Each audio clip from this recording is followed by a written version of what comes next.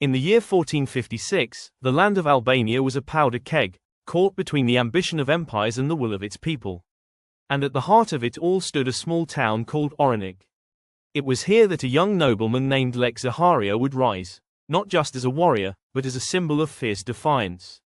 The Ottoman Empire was expanding fast under Sultan Mehmed II. With an army that seemed unstoppable, they moved westward, hungry for total control. Albania, though fractured, refused to kneel. Among the many brave, Lek Zaharia stood out. Proud, sharp, and unshakably loyal to his people, he knew what was coming. Oranik was more than a dot on a map, it was the gateway between the north and the heart of Albania. If it fell, the resistance would unravel. When news came that the Ottomans were sending thousands of troops to capture it, Zaharia didn't flinch. He had just 2,000 men. Farmers, shepherds, miners. But they were ready. They fortified the hills, dug trenches, and swore not to leave without a fight. And then, the drums of war echoed through the valleys. The Ottomans arrived in full force. Their banners painted the sky red. Their swords gleamed in the morning light. They expected an easy victory.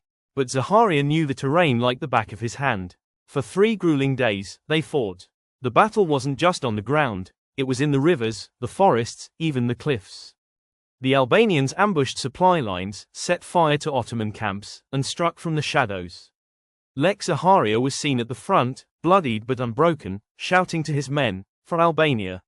On the 3rd day, the Ottomans threw everything they had. And yet, they were driven back, defeated by a force a fraction their size. The empire's might, stopped by a village of warriors. But victory came at a price.